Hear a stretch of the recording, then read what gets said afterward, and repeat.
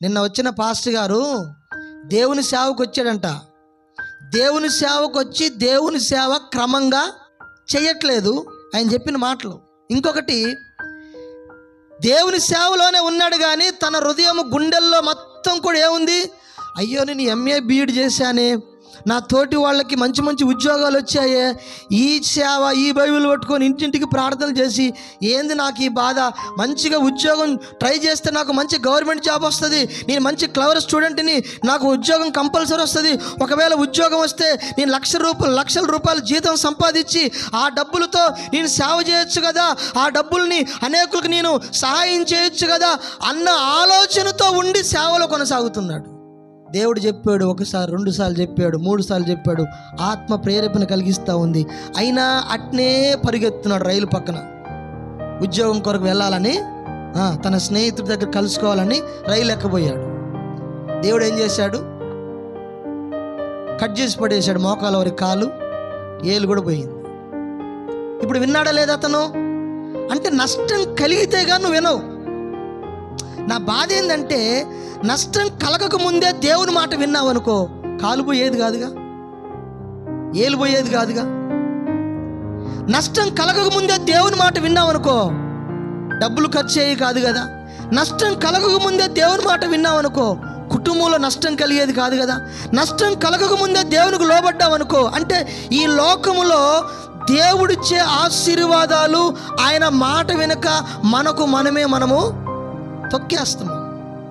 ఇప్పుడు ఆయన కాలు పోయింది, అర్థమైంది, అమ్మో దేవుని మాట వినకపోతే ఇంత కఠినంగా ఉంటుందా శిక్ష అని చెప్పేసి ఇప్పుడు కాలు లేకపోయినా లబ్బర్ కాలు పెట్టుకొని రాష్ట్రం అంతా దేశం అంతా తిరుగుతూ, ఏమండి, ట్రైన్లు ఎక్కుతూ, ఏ ట్రైన్ ఎక్కబోయి కాలు కట్ అయిపోయిందో అదే ట్రైన్లలో ప్రయాణం చేస్తూ, బస్సులలో ప్రయాణం చేస్తూ, ఆటోలలో ప్రయాణం చేస్తూ, బైకుల మీద ప్రయాణం చేస్తూ దేశం అంతటా తిరిగి, ఒరే నాయనా నేను దేవుడి మాట వెనుక నా కాలు పోయింది, మీరు అట్లా చేసుకోకండి, దేవుడి మాట వినండి, అన్నీ మానేయండి, మానేసి చర్చికి రండి.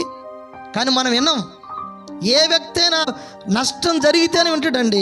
నేను కూడా అంతే, నష్టం జరిగాక దేవుడు మాట విన్నా. నష్టం జరగముందు సేమ్ ఆయన సాక్ష్యం నా సాక్ష్యం ఒకటే. సేవకు వచ్చాను కానీ అంత పిల్ల చేష్టలు, డబ్బుల విషయంలో క్రమం లేదు, ప్రార్థన లేదు, వాక్యం చదువుడు లేదు. ఆదివారం వచ్చిందంటే ఏదో చూసుకొని వెళ్ళి గబగబా 2 మాటలు చెప్పేయటం, ఏడ మంచిగా అన్ని సౌకర్యాలు ఉంటాయా అని వీటి కొరకు ఎదుగుతాం. సేవలోనే ఉన్నా దేవుని మాట వినట్లేదు. దేవుడు చెప్పాడు వినలేదు, నా భార్య చెప్పింది వినలేదు. బస్సు ఎక్కి ప్రయాణం పోతున్నా, ఒక బస్ స్టాండ్లో దిగా, బస్సు ఎక్కాలి, ఆ లగేజ్ పైన వేద్దామని ఎక్కా, అక్కడి నుంచి కింద పడేసాడు, 20.5 విరిగింది, సెట్ అయింది. అంటే ఇప్పుడు నాకు ఎంత నష్టం కలిగింది తెలుసా? కాలు ఇరగటం వల్ల నేను ఉరకలేను, ఎక్కువ వాకింగ్ చేయలేను, ఎక్కువ ప్రయాణం చేసిన నొప్పి. ఒక రోజంతా ప్రయాణం చేశానంటే ఆ రోజు నాకు నిద్ర ఉండదు, విపరీతమైన కాలు నొప్పి లాగుతూ ఉంటుంది. 50 కిలోమీటర్లు బైక్ మీద పోయి మళ్ళీ వచ్చానంటే ఆ రోజు నాకు ఆరోగ్యం సహకరించదు. అంటే దేవుని మాట వినకపోగా కాలు ఇరిగే ఈ జీవించిన సంవత్సరాలన్నీ సుఖం లేకపోయా, నొప్పి, బాధ, వేదన. నేనేమంటానంటే దేవుని మాట వినకపోతే ఎవరినైనా దేవుడు ఊరుకోడండి. దేవుని కొరకు నువ్వు ఫలాలు ఫలించకపోతే దేవునికి నచ్చదు. నీ ఇంట్లో నీ పిల్లలు నీ మాట వినకపోతే నీకెంత చిరాకు వస్తుందో, నీకెంత కోపం వస్తుందో, నీకెంత విరక్తి కలుగుద్దో.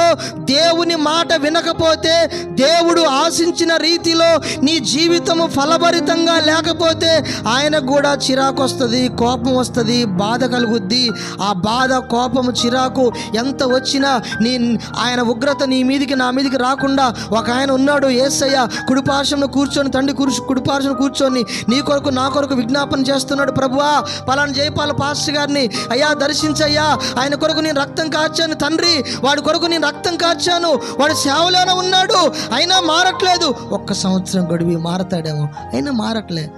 అప్పుడు దేవుడు ఏం చేశాడు నా విషయంలో, కొంచెం నువ్వు తప్పుకొని ఆయన, నేనేం చంపను కానీ ఒక్కసారి వాడు నరాన్ని ఎరగొడితే మాత్రం సెట్ అవుతాడు. నరాన్ని ఎరగొట్టాడు, సెట్ అయింది.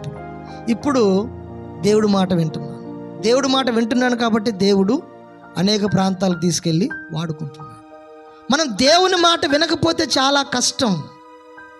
దేవుని మాట వినకపోతే నీకు వచ్చిన ఆపది నీ శాలరీ సరిపోదు, నీకెంత జీతం వచ్చినా వర్కౌట్ అవ్వదు, నీ పిల్లలు ఉన్నతమైన స్థితిలోకి వెళ్ళి జాబులు చేసి సంపాదించిన డబ్బులు వచ్చినా వర్కౌట్ అవ్వదు.